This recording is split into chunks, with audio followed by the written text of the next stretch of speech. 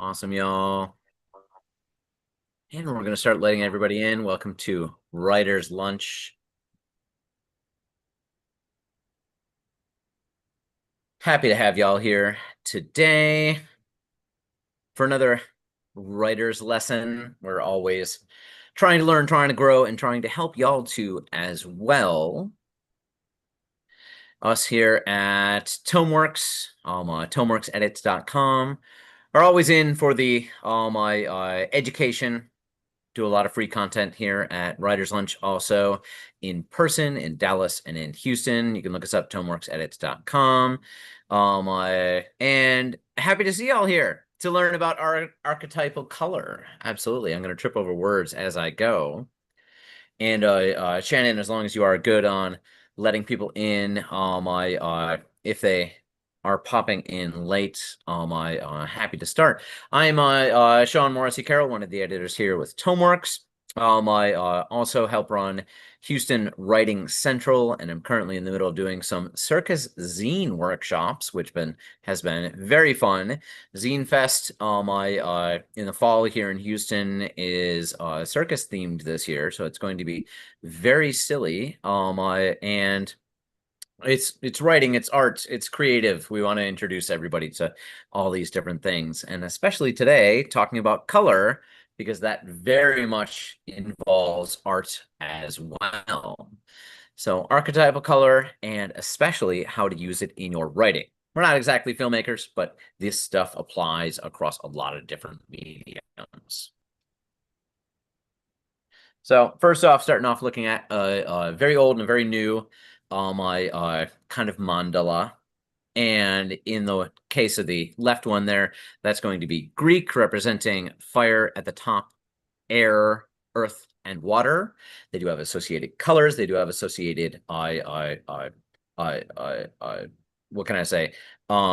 Principles, as well as uh, things relating to internal sensibilities about human. They related this from the gods to the natural world to the human to the interior, and that's absolutely what's happening on the right side here as well, which is a very modern marketing way of looking at what colors you use in color design to try and make your customers, in a way, feel like they are experiencing something by using color theory. And this is kind of playing off of unconscious ideas that we come to before we even have the chance to register what's going on around us. What mood does a color put us in from the jump?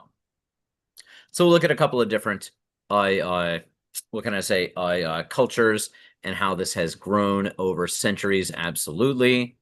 Starting off with a little quote from Camion's and the Luciads.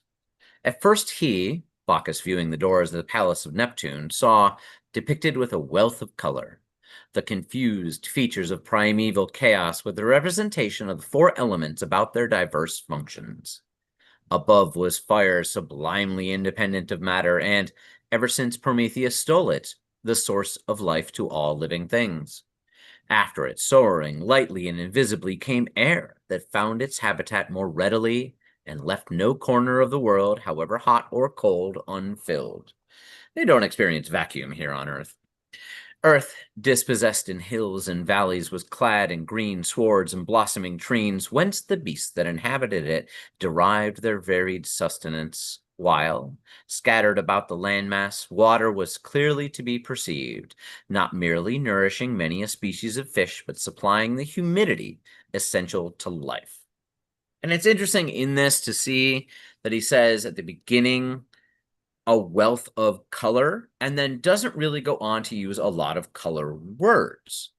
If you do scan this, you can see things that bring to the fore all sorts of color ideas. When you have the word fire, that gives color. Lightly, so light is in there. Clad in green swords, that one's pretty direct, absolutely. And as far as water, what he says is the humidity essential to existence. So humidity as that color forming concept. So color has been a symbolic been symbolic as long as language has existed. From origin myths to gods, color was assigned value and character, and the interplay of color in everyday life has brought that meaning to our lives in self-expression and unconscious reaction.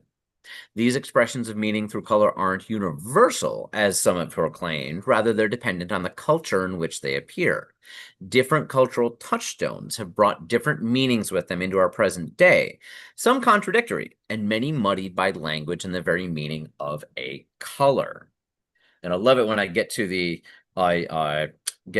Shannon slide in here, number 13. And when I get to the Captain Russell slide, because I did get a request before this to make sure to hit on a very particular topic involving color. So, for example, many languages did not distinguish between green and blue. They were simply verdant, and the word encompassed what we now consider both colors. Today in English, we have three primary colors: red, blue, and yellow. But in optical light, and therefore the language of film, the primary colors are red, blue, and green, and those form all other colors. There are certainly unconscious processes that are activated when we view certain colors that have been identified by advertising and graphic designers, but they can hardly be considered more important than cultural touchstones. Wherever we're coming from, what culture we grow up with creates a lot of these meanings. So we're going to start with the Greeks. Many people do. So in ancient Greeks, colors held a deep significant symbolic significance, which each shade representing different aspects of the god or goddesses and the world around them. The use of color in mythology served to enhance the storytelling and convey deeper messages about the characters and events they depicted. Here we have some examples of what ancient Greek sculpture looked like at the time that it was functioning in culture. They painted these. Whatever we think about Greco-Roman marbles being pure white, that is because the paint flaked off. They've found little bits of that paint on there and been able to recreate some of these. But back in the day, when they were depicting gods, when they were depicting essential beings, they would use color to convey different things about them to really show aspects of these gods and goddesses. And a lot of these color meanings come from this pantheon that was created in different cultures back in the day. So coming on down, we have the reds, the yellows, the blues, and then on to the secondary colors. Let me look at this. This is from Galen on the doctrines of Hippocrates and Plato, as a commentary on the Greeks and talking about the four humors. For Hippocrates worked out in great detail the generation of the humors, their varieties, their powers, and what humor is dominant in any region, season, time of life, or condition of the body. Yet there was no need for Plato to go through all these matters as Hippocrates has done, just as there was no need for Hippocrates to inquire why. He doesn't have to ask why. It seems intuitive to him. Why the humor phlegm is white, blood is red, bitter bile is yellow, sharp bile is black. This is taking specific colors from what they believe of like a pantheon of gods down to symbolic meaning, and then putting that meaning into the different types of ailments that humans have.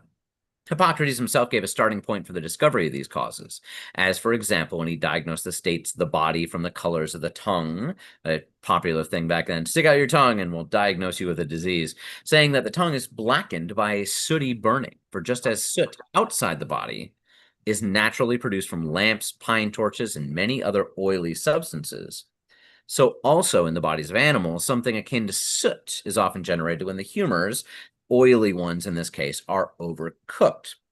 So he's looking at this in terms of what are the primary colors to him, the four humors: yellow, red, blue, and black, with white definitely being important in there as well. And those three primary colors, and red and black, are often very primary to these early cultures and talking about meaning in terms of color. We're just building a base right here, guys. We're going to get towards the current day and how we can use it in our writing. I want to interrupt for a second and ask you a question. Please. Because one of the things that I think is a myth, but that I've always heard and I'll see people put in is that they don't think the Greeks actually had comprehension of the color blue because when there's like, major descriptions of something we would consider blue, it would be something like wine dark, that doesn't seem to us representative. You go back to your previous page and you've got you've got a lion with electric blue paint on them, or something kind of similar to what we would Yeah. consider a Mediterranean blue, but a little bit darker. Do you think that there's a possibility that the way the descriptions were placed that we have taken like as sincere and literal were just metaphorical? No, I think you're absolutely correct. And let's get to this slide right here, which hopefully just breaks that down a little bit because on the graphic on the left-hand side are the color words in Greek and roughly on a spectrum what they represented. So for one, you do have, Kianos up there representing kind of a blue, but it also veers into purple. And you also have Glaukos, which is from blue to green. And so these are two different words, but they don't just say blue.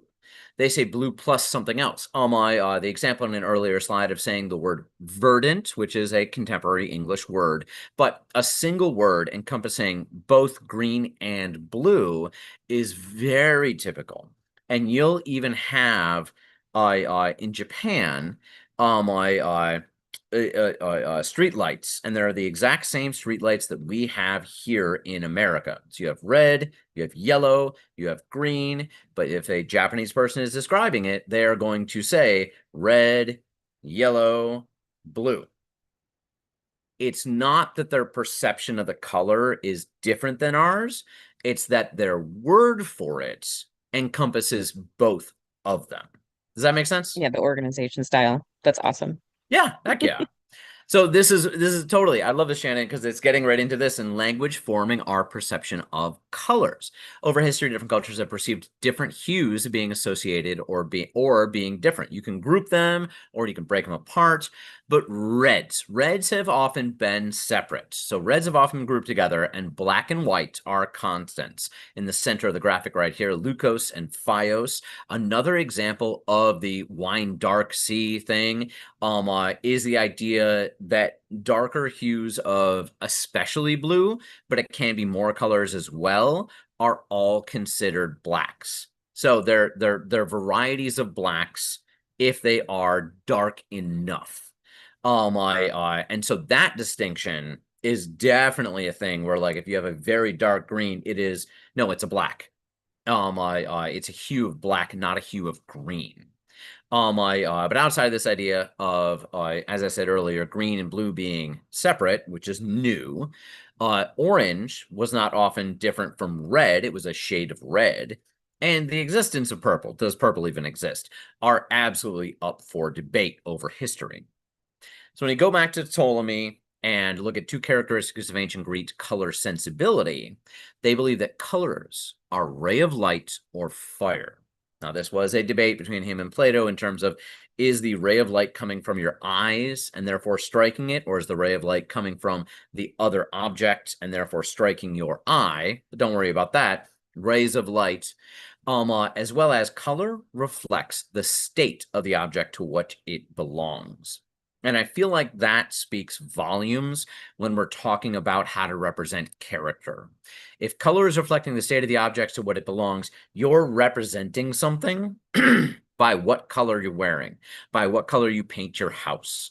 And that is bouncing back at whoever is receiving it, whoever is getting the message. I have a couple of examples right here to read through, some great examples of description in history. And I know Shannon would love to read this one from Nabokov. I'm a little sick, so if I sound sort of pained, I apologize. But yeah, the Lita one, thank you. Her skin glistened in the neon light coming from the paved court through the slits in the blinds. Her suit black bleh, then I messed up the color. Her suit black lashes matted, her grave gray eyes more vacant than ever. And What a that has a mood. couple of colors in it, but it really is just contextualized with so many other words. Thank you, Shannon. I can do the Now, Maya Angelou one, but you're probably better at it. no, you can. You want to? Yeah. Yeah, okay. Her skin was a rich black that would have peeled like a plum if snagged, but then no one would have thought of getting close enough to Mrs. Flowers to ruffle her dress, let alone snag her skin. She didn't encourage familiarity. She wore gloves too. I don't think I ever saw Mrs. Flowers laugh, but she smiled often, a slow widening of her thin black lips to show even small white teeth, then the slow, effortless closing. When she chose to smile on me, I always wanted to thank her. It gives so much character to put these in there, and then also to relate, the color of someone's skin to a fruit, to relate it to different examples of other things in your life. As you're describing someone, for sure, there are a lot of things to say about relating it to things that are familiar to the main character. These are all reflected off of your POV character, the descriptions that you are putting out there. Thank you, Shannon. Oh, as I hit that, okay. All right. To completely change the game, we're going from the Greeks to the Chinese. In early Chinese, the word yanxi meant color in the face or emotion. Before the word definition was broadened to include color in general. So it was emotion, and then it became color, the word yanxi, demonstrating the primacy of color's effect on our emotion. Primary colors were associated with cardinal points. King, ranging from green to blue, that's that verdant color, was associated with the east. Spring and wood. Red with the south, summer and fire. White with the west, autumn and metal. And black with the north, winter and water. Yellow is associated with the center, the changing of seasons. So every 3 months would be a yellow time. And Earth. Chinese associations with color are quite different than Western interpretations, and they have influenced culture and design across a large swath of the world, demonstrating that if you use Western color associations for your story, that you may be unwittingly juxtaposing associations for some readers. Wedding dresses in China are traditionally red, mourning clothes are white, yellow is the color of royalty, black is the king of all colors, and king is the color of prosperity. And that can be blue, that can be green, absolutely. Have some examples here of traditional, very ancient Chinese art. And this is an emperor dressed in his yellow robes sitting there. This is a mountain scene, and it's very interesting that it has the blue on the top of it. And although I'm not diving too much into the art history of it, I wonder if it is to the east. Are these are these mountains, to the east and demonstrated by that.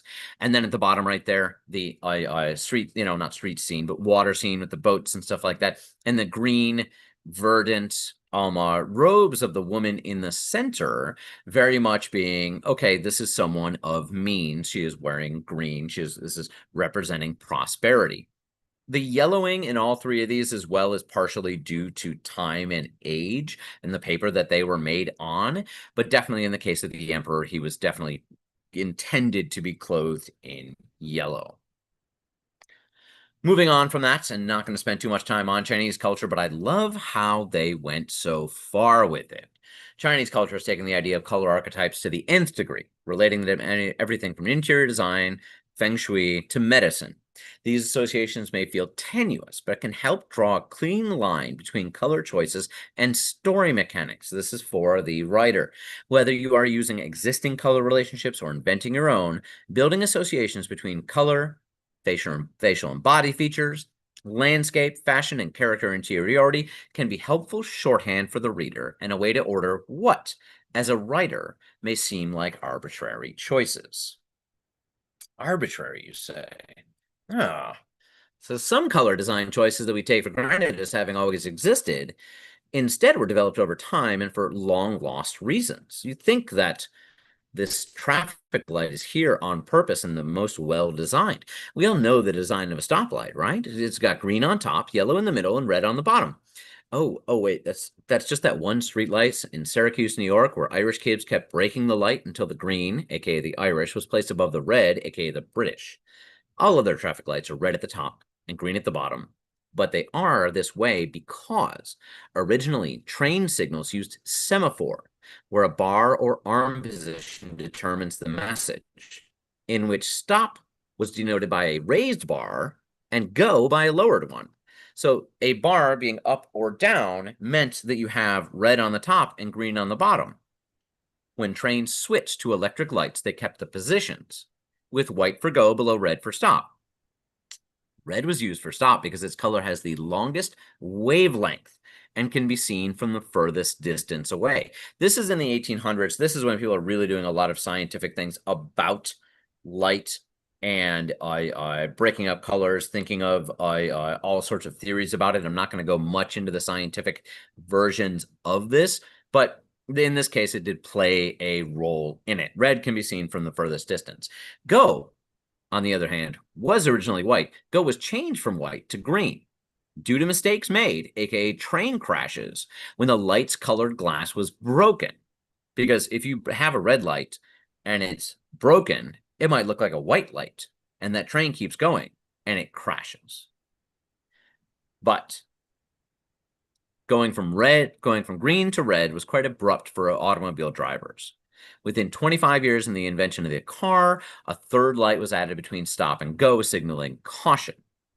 We do call it yellow in America. That's a yellow light, slow down, but it is known as orange or amber, the exact same light color. We use the same traffic lights across the world, but they call it orange or they call it amber in different parts of the world. So here's the Shannon slide. Hey, Sean, Yeah, please. one comment as I kind of triggered this slide. Um, the traffic lights. What I was told, this was through a conversation I had with some guys in China when I was teaching over there, Yeah. was that it was really taken from the colors of the jungle. In other words, if you're walking through the jungle and you see blood, you'll see red. And that's a stoplight. Don't go any further. Danger, you know. Green was the color of plants that were healthy, and yellow was the color of plants that were dying for some reason. That's where the colors came from. If they want to say it that way, that is mythologizing this very Western thing, because in France and in England were where the red and green were originally developed, and then the yellow or amber was added in America. So when Right. it got to China, I can see them putting that on there and being like, oh, this makes sense to me. Red means stop because of this. But in traditional Chinese associations of that, red did not mean stop, did not mean danger. And so they might be saying that today, but it is mythologizing what was developed through a different method. Yeah, got it. Yeah. Interesting. So, Shannon, I do need to ask you, what are these color and design choices, by the way, taken from the people of Walmart, made with purpose? Are these people really? Okay, I this is for me, the Walmart one. Yes, I know you'd love it. Absolutely. Uh, are you asking about the color design of Walmart itself, or of these fantastic pants on this Oh, guy in these the lemon shirt fantastic people. The I don't run, I which is very true if you're on a mobile scooter. on a Yes. scooter on a rascal? Well, so the person who's wearing the shirt, probably doesn't have as much concern of the black and white as they do of the message. But I would go two ways on this because I know the answer I think that you want me to give, but the answer that I'm going to give is that these are now sort of produced in a way where you can choose whatever color shirt you want, and then you have a basic plasticized logo that's put on top of it. Most of the time, those logos will come in white and black because it's the easiest ones to produce. So a lot of people do like the stark transition of black shirt with white message because it can be read from farther because of the amount of contrast there is. But whether or not this particular dude in this particular Walmart in this particular drugstore aisle gave a shit, I cannot say. Now, this I mean, fabulous dude over here on the left that shows uh, his lemon shirt with his beige 70s pants, like this dude did it on purpose and I love him. Absolutely. My the I don't run. It's that this juxtaposition is the point that I kind of wanted to make was the I don't run and then you're on a rascal. He has a different association with it, and while it may seem contradictory to be in this situation wearing this shirt, it also is it is taking on a different meaning outside of that as well. The guy with Yeah. the hamburgers on his shirt, throwing things together. He had to choose that. He had to put Oh wait, that those are together. hamburgers? I thought this was lemons. This Yeah, is those are hamburgers. hamburgers. Yeah. Hamburgers. Okay, those are buns. Now it is lemon colored because of all the French fries on there for sure. But But yeah, I think with a lot these of are shirt situations. design, especially the shirts that were really big in like the 2000s, where it's like, it's basically memes before memes, where it's just like, Mhm. like this is my Star Wars shirt, my other Star Wars shirt is back in Tatooine or something. Like that would all have, black with the white writing because it's the easiest way to see it. Absolutely, and it's choices made by these people, but you can use these to demonstrate something about that person, whether they are fully thinking things through, whether it's just partial and they're bouncing back and forth between what meanings they're conveying and what meanings they intend. I feel like these unintentional design choices are a good thing to bring up, because a lot of times you're trying to use your characters to convey certain meanings, but that can be contradictory. That can be perfectly fine if you do it in a haphazard way to create associations, and that says something different about your characters. Here we have a couple of my examples that are very idiosyncratic. So, haint blue is a color used off the coast of Georgia, where the Gullah people, kind of a remnant of African culture in America, used this paint on their stuff as a leftover from indigo dye. Originally, haint blue was thought by the Gullah to ward haints or ghosts away from the home. The tactic was intended either to mimic the appearance of the sky, tricking the ghost into passing through, or to mimic the appearance of water, which ghosts traditionally could not cross. The Gullahs would paint not only the porch, but also doors, window frames, and shutters. Blue glass bottles were also hung in trees to trap haints and boo hags. As Gullah culture was forcibly mingled with white Southern culture, the custom became much more widely practiced, and you can now find this haint blue on very traditional, what can I say, plantation, architecture in this area of the South. It has lost its original meaning, but it is particular to an area, of the country. Another example as well, at most NFL games, the yellow rag is tossed on the ground to signify a penalty. But in Pittsburgh, you will find nearly every fan in the stadium waving one. Nicknamed the terrible towel and swung over the head, the cumulative sound of these bits of fabric, amplified by over 60,000 fans at once, can take on a low-frequency, deafening whoomp whoomp sound.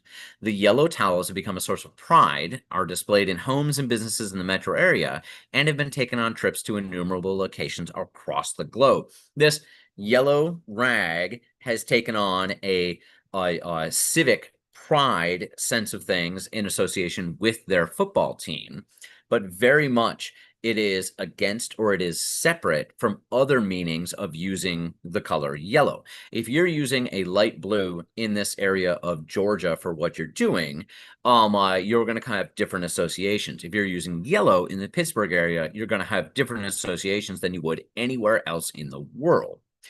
So these can definitely be used in your I in your novels, in your stories as well, and especially the juxtaposition of idiosyncratic color uses with general color uses. So we're coming I back. want to add one thing, if you don't mind, Please. just because I was forced to, not forced, but I mean because I have married into a family that's into football. I had to choose a team, and I chose Pittsburgh, excuse me, because their their leader, not their leader, but I mean like because the guy that actually runs the team looks like Omar Epps, but that's a long story short. When I look at this, I can hear that towel. Like I can hear this sound because it says like whoop, whoop, whoop, what people are spinning it inside of the stadium. And so just seeing this or you saying that, if I saw these words, or if I saw you describe this, I could hear that. I have a visceral and almost like internalized sense of sound and a little bit of vibration from this alone. You could use that as you write because if there is very strong associations with a specific item that has a color or an action, then you can register that with your reader.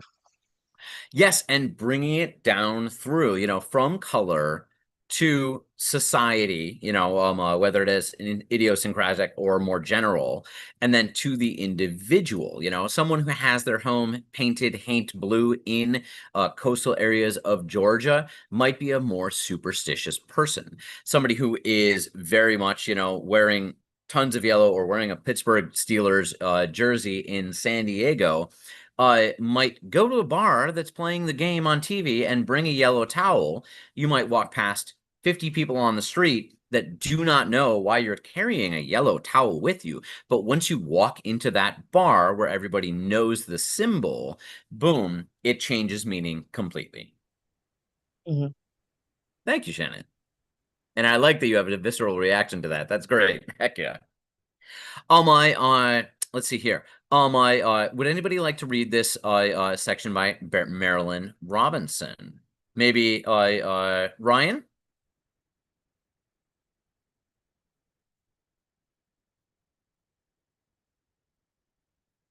He could be at work for sure. I will try again on the next one, absolutely. Ryan says he doesn't have a mic. I'll go ahead and read it, Sean.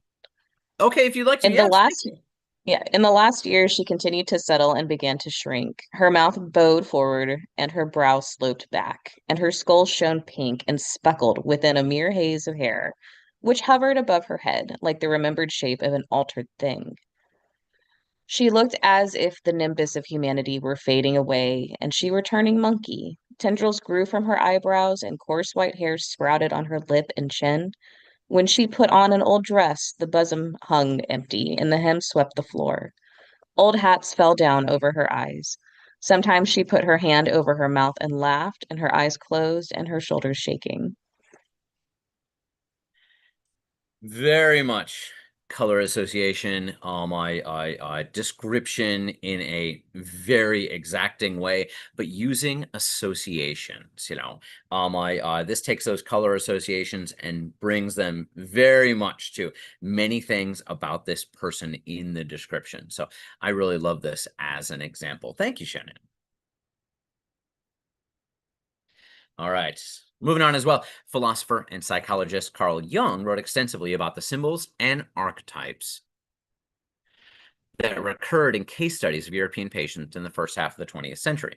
His studies were far from scientific, but have wielded great influence over the last century among self-help, New Age, and divination communities. He's also been widely cited in psychology texts, and his findings have been rigorously studied. Pseudoscientifically, his studies influenced the Myers-Briggs test, the Enneagram, and various business and management books that have gone on to be exceptionally popular. While Jung's writing on color theory were sparse and fragmented, they've been collected and or mixed with his thoughts on archetypes to become a powerful force in marketing and advertising today. Here is a tarot card put next to Carl Jung because it means about as much as a tarot card. You can put what meanings you want into it based on whatever the story is, but this influences us in the 21st century a lot in Western culture. As Jungian color archetypes and modern research findings, aka by advertisers and stuff like that, red to Jung meant instinct, vitality, and the physical warrior archetype. Very different from, as Russell was saying, red meaning stop, but it's related. Modern research findings show that it means increased perceived dominance and has measurable effects on competitive performance. It makes you want to compete, want to go. Blue to Jung meant intellect, spirituality, and reflection, but in modern research is associated with calm, trust, and lower arousal in preference studies. Yellow brought intuition, sudden insight, and caution for young, but it's linked to alertness and a mixed variance depending on context and saturation. All the different yellows can mean different things. Green often means a balance, growth, integration of mind and emotion, and this is separate from blue, consistently rated among the most preferred colors and linked to nature exposure. Purple, on the other hand, transformation, mysticism, integration of opposites. It has weaker associations, and they're much more culturally variable. Purple is the color of royalty in the West, whereas yellow is the color of royalty in the East. And so those are very different associations that you're going to get off of it. And that cultural thing really comes in stronger with this. Modern advertising design relies heavily on Carl Jung's work, but has twisted it to be about creating color associations in a given situation. When we may lament being coerced into purchases based on our color affinities and subconscious motivations, it is not too different from a novelist constructing a scene in order to tug at the reader's heartstrings. We are, at heart, branders of worlds. These color associations, coming from Carl Jung and having been tested rigorously scientifically, are, in the soft sciences, are in sociology and psychology, but still do carry a lot of weight. These are examples that you can use, and even if it doesn't exactly mean that you're going to get across what it is, if you're building that in your story, let's see right here, I'm going to look at this circle. If you want a character to connect to others and you want them to feel like they are bringing a sense of belonging, and you use purple and create this person as an everyman, if you consistently use that through your story, that these color associations are going with this meaning, your reader will grow to understand that. It doesn't have to be, as I said about the juxtapositions, in terms of meaning, exactly Jung's ideas or these modern marketing ideas about color, but you can create that within your story. Here we go with today and how these have been completely co-opted, the 12 brand archetypes. Are you a creator, aka Apple? Are you a outlaw, aka Harley Davidson motorcycles? The different colors you associate with your brand can definitely create an association for your customer, popular or not, and bring these together. But these are other things to learn that we are pushing forward to see if they can help us create characters. So we move on from that and to another absolutely trying to get you feeling a certain way kind of genre, filmmakers. One of the most rewarding things you can do with color is to let it change as your characters change. This is color as a theme. The film Parasite does this with green. The park's home is saturated with artificial green all over the place. But as the Kim family infiltrates that world, the green starts to feel suffocating. By the end of Parasite, it reads as a rot rather than wealth. You're using the same color but giving it different associations through a story. Or you can look at how Denis Villeneuve used color in Arrival. These early scenes are desaturated, cold, and isolated. They're all blues and grays that feel like grief without you knowing why yet. But as the story opens up and Louise begins to understand what she's been given, the palette warms. Literally, the tones of people's faces change based on how the filmmaker is using film and using light. It's subtle, but it's there, and it makes the ending land harder than it otherwise would. When you're developing a project, this works very much for novels as well. It's worth asking, where does my character start emotionally? And where do they end up? Is there a color language that can carry that journey, not by spelling it out, but by feeling it? To the side here as well, we have another version of that Jungian kind of archetype and association with color regarding the creator, the magician, the lover, and what these film language colors are meant to imply. Now, this is coming from both levels. It is both the color giving meaning to the character and the character's attitude and actions, giving meaning to the color. So we're back here again at the Greeks and the Chinese saying that these associations go all the way down, quite literally to your organs, and then back up again to a higher plane of existence, a spiritual plane. So a few examples I'm going to run through. You can use this in terms of a color saturating the palette, as in Hero, a great kung fu film from 2002 made in China that has different sections of it. So there is a blue, there is a red, there is a white, and it's this hero traveling north, south, east, and west.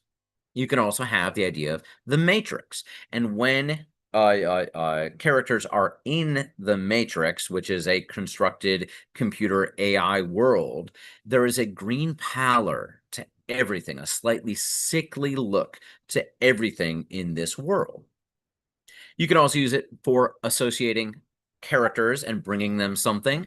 Resident Evil often does this throughout the series of them, with a bright red thing being worn by the protagonist, or the umbrellas of Cherbourg from 1964, a French film that is so influential in the work of Wes Anderson in terms of really bright colors, bringing those associations, being very bold about what they mean and what they say about the characters. You can also use color and clothing, for sure, to distinguish between different people in a group. The Wild Bunch film from 1969 and these different outlaws turned heroes, Star Trek in 1966, and all the way up till today, and the versions they have now, with having people in different uniforms to determine what group they are in within the hierarchy of the spaceship. So here are some ideas from a filmmaker to make your color work better. Before you write, oh, Shannon, remind me as well to bring this to Daphne, because I think she would love this. Before you write, build a color arc, a visual timeline of your novel's palette, scene by scene, so you can see whether the color is doing anything deliberate across the whole story. You can do a simple version with reference images or even paint swatches while you're writing. Think about what your characters are wearing and what they're standing in front of. Setting and clothing are your biggest color levers. A character dressed in muted tones who suddenly wears something bright is telling us something without saying a word. Then, afterwards, as you go back, as you edit, don't use color to make things look cool. Use it to make things feel true to the story. This is those archetypal colors bleeding into the character and character development, and the character development therefore dictating the color. A warm tone isn't inherently better or worse than a cool one. The question is always, what emotional state are we in right now? And does the color support that? So through this, for sure, I've gone a bunch of different ways with this, and y'all can absolutely toss any questions in the chat. I'd love to hear your thoughts on color theory, color archetype, and how you can use it in your stuff. We'll have a couple of places in the end to write little character descriptions. Here we are. I'm going to read these two right here. First one from James Lee Burke and the Neon Rain. His wiry gray and black hair was dripping with sweat, and his face was the color and texture of old paper. He looked up at me from where he was seated on his bunk, and his eyes were hot and bright, and moisture was beaded across his upper lip. He held a Camel cigarette between his yellowed fingers, and the floor around his feet was covered in cigarette butts. This is kind of gross. This is kind of this person is not in a good place in their life, you could say. But wiry gray and black hair, face the color and texture of old paper. This is visceral. This is color bringing into things. And then as well, the idea of he held a Camel cigarette, which is a yellow pack. You might know that, you might not, between his yellowed fingers, which are stained from the cigarettes. Those bring up associations as well. Next, we have Anne Rice and a very different way of looking at things. In terms of the first one, black and white and yellow. Anne Rice in the Vampire Armand. I saw my master had adorned himself in a thick tunic and beautiful dark blue doublet, which I'd hardly noticed before. He wore soft, sleek, dark blue gloves over his hands, gloves which perfectly cleaved to his fingers. and his legs were covered by thick, soft cashmere stockings all the way to his beautiful pointed toes. There is such luxury in here. That is both from the texture of cashmere and thick tunic, as well as with the dark colors, with the blue. She's bringing in very much this kind of royal way of doing things. Yes, it is blue. It's not purple or yellow as we've discussed before, but this opulence is shown through color. Now we have a couple right here. Couple of people, and these color and design choices were very consciously made. What do they tell us? And these are two pictures from subcultures from around the world. If you guys don't mind, in the chat or maybe on a piece of paper, let's just take a minute and write a description of the person of one of these.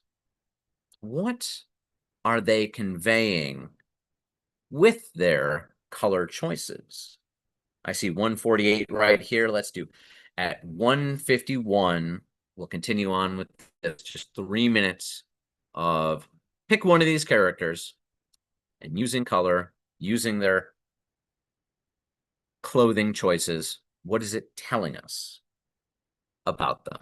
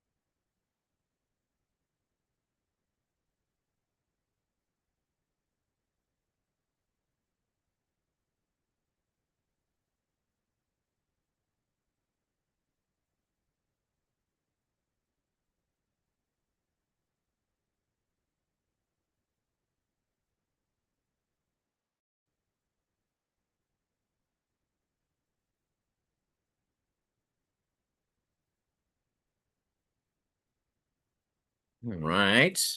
Toss mine in the chat. If anybody else has a great one, I would love to hear it. Absolutely. Otherwise, thank you for playing along and hopefully looking at these characters and thinking they're making very specific choices.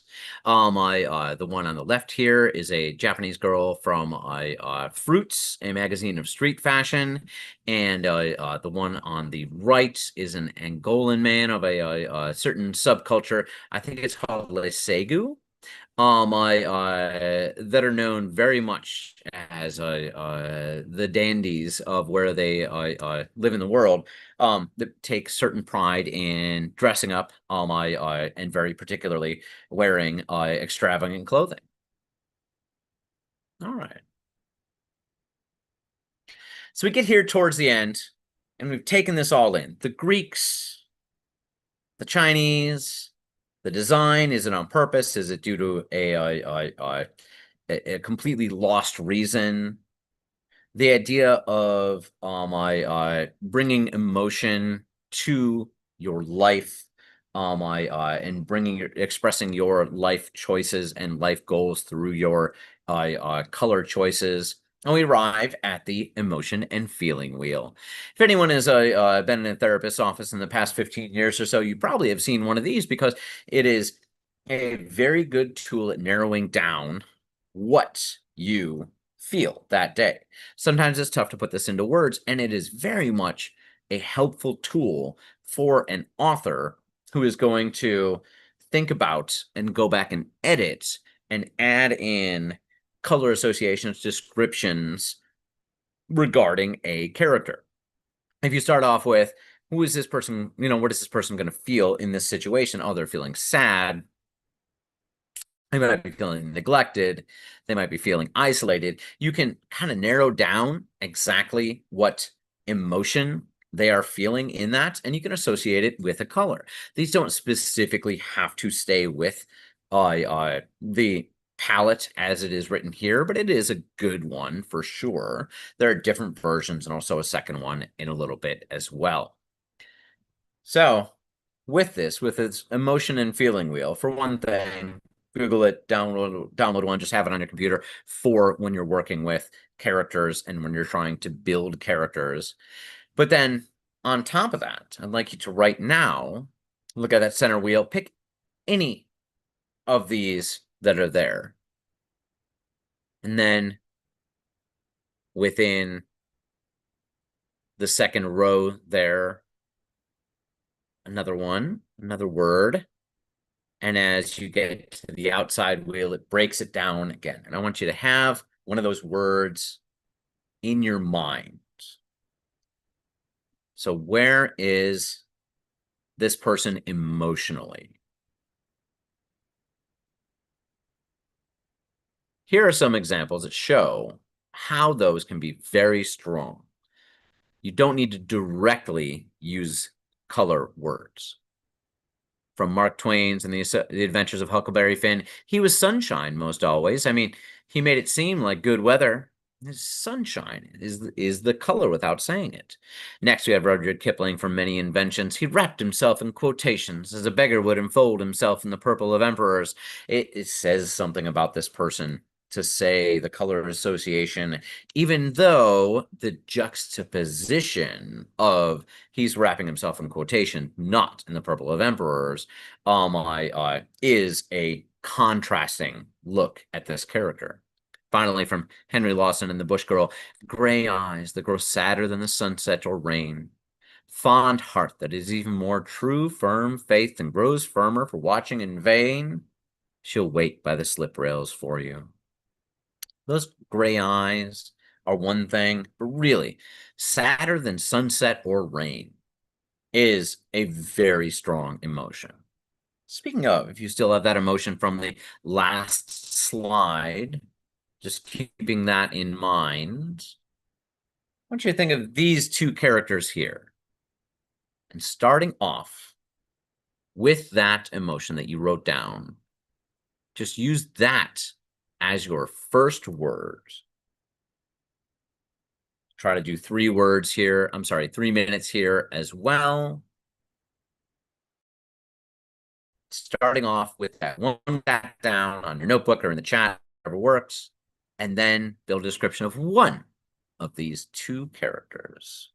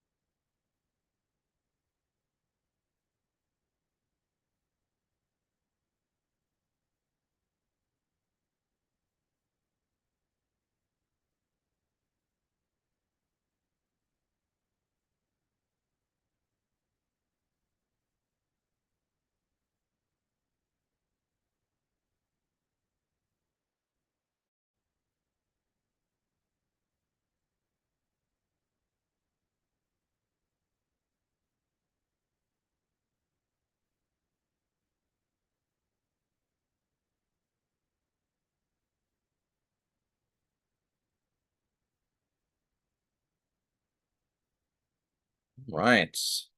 And toss mine in the chat. Anybody else would like to as well, please do. Absolutely. And we're getting here towards the end. We'll do one little thing and have a review for sure.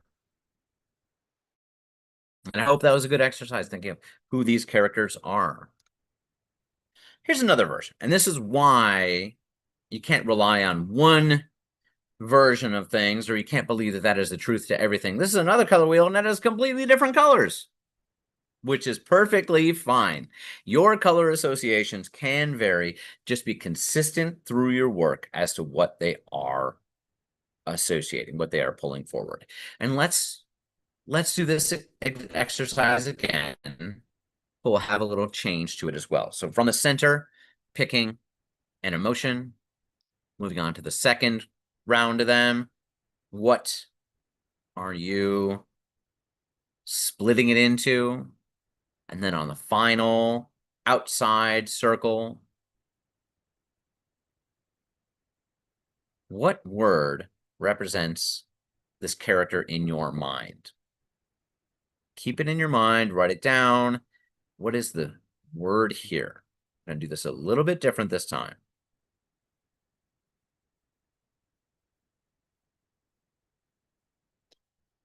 Now, with that word, we're going to flip to a picture right here.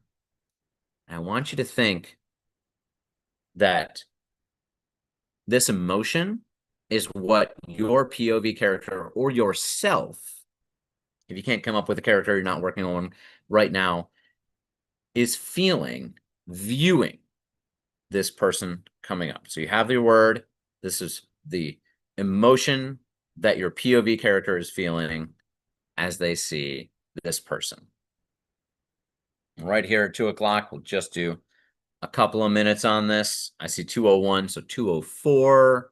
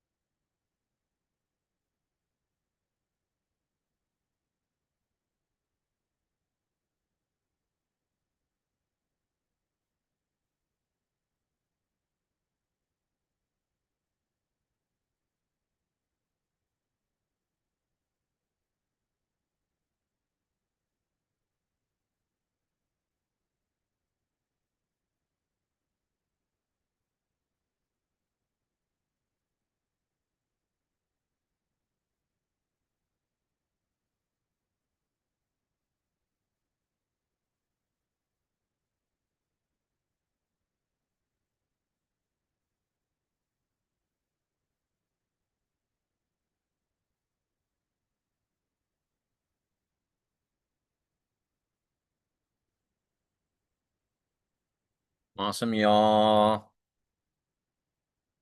I'll toss mine into the chat as well. And I hope that you have written a little thing as well, describing this character, thinking about how the emotions, the colors of it go. This is a picture of Vivienne Westwood, a very popular fashion designer. So though she definitely may look disheveled and all out of sorts, she knows exactly what she is doing. Finish that off, and let's just say a little review. Archetypical color principles. These color choices have meaning, unconscious and culturally mediated whenever they are used. Research your cultural color associations for your characters, whether it is for a character's look and dress or the world seen through their eyes, scenes and landscapes, as well as other people. Be aware of other cultural color associations that may clash with your intended meanings. Examine your own unconscious associations with colors and use your mind's eye for POV characters. Build a color story, a character arc through color that demonstrates development and is reflected in exterior imagery. Feel free to juxtapose and contrast color choices to layer meaning into your descriptions. And try out different color descriptions and get feedback and see what works. This is where having a critique group is exceptional to be able to bounce ideas off of and see if what you want to get across is really coming across. Awesome, guys. Well, thank you for listening to that about color archetypes. And if anybody has any thoughts, any opinions, would love to hear them. Toss them in the chat, whatever works. Other than that, thank you so much for coming to Writer's Lunch this week, and we're always glad to have you.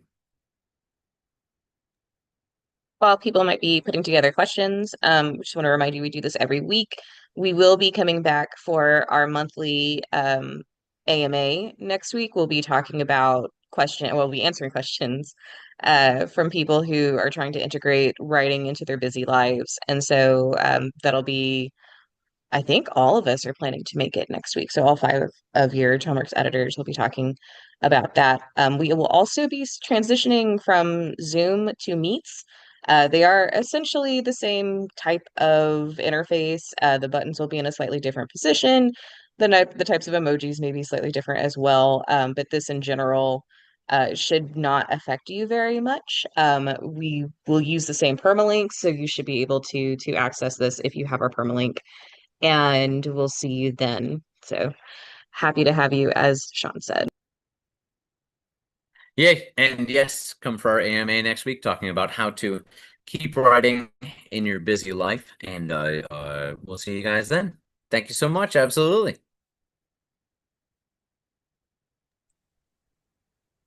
I think we do not have questions, so I'm going to say bye, everybody, and we'll see you when we see you.